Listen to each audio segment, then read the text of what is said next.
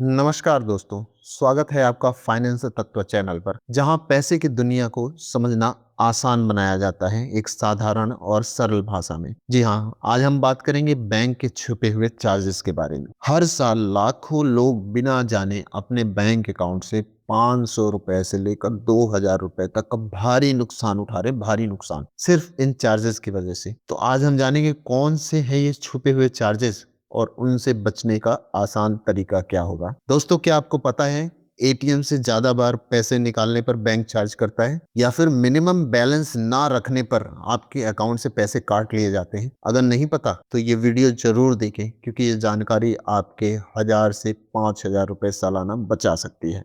Minimum balance penalty. Saving account में एक निश्चित न्यूनतम राशि रखना अनिवार्य है। अगर वो बैलेंस कम हो गया तो बैंक चार्ज लगा देता है।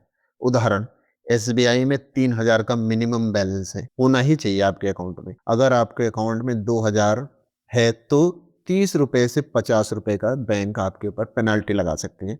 अब इसका सोल्यूशन क्या होगा? हमेशा account balance SMS alert on रखें, जीरो बैलेंस अकाउंट खोलें, जनधन सैलरी अकाउंट आदि मिनिमम बैलेंस को मेंटेन रखें। इसके अलावा दूसरा चार्जेस जो होता है वो ATM withdrawal limit. ATM withdrawal limit को अगर देखा जाए तो हर महीने 3 से 5 फ्री ट्रांजैक्शन बैंक द्वारा दिए जाते हैं।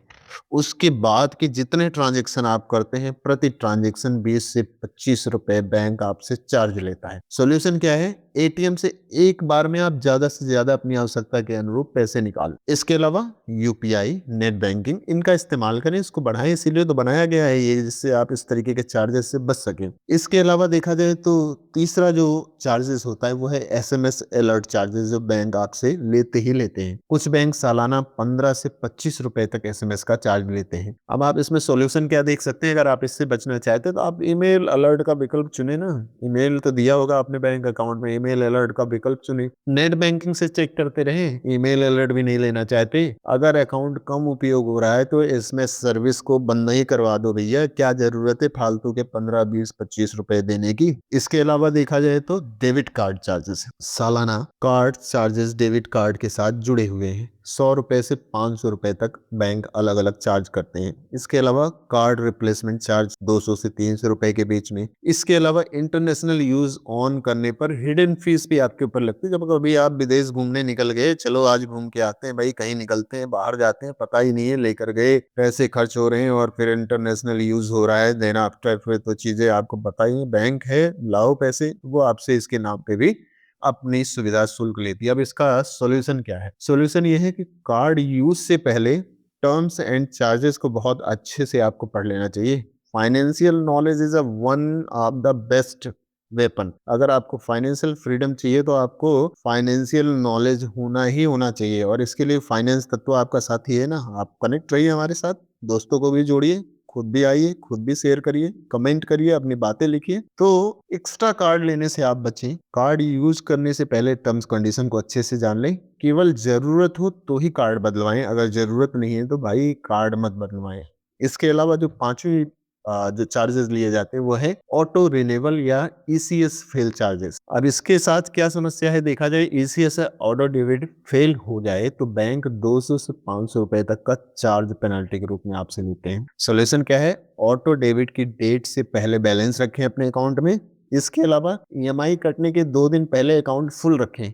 इस ऑप्शन को जिम्मेदारी से सेट करें। इस पे बहुत विकल्प पे ध्यान देने की जरूरत है। इसके बाद देखा जाए तो छठा जो चार्ज है वो है अकाउंट क्लोजर चार्जेस। 6 महीने के अंदर अकाउंट बंद करने पर बैंक आपसे 500 रुपए तक का चार्ज लेता है पेनाल्टी के रूप में। सॉल्यूशन इसका क्या है? जल्दबाजी किस बात की है? नया अकाउंट खोला है, थोड़ा सा चलने दे साल भर, उसके बाद उसको बंद कर दें।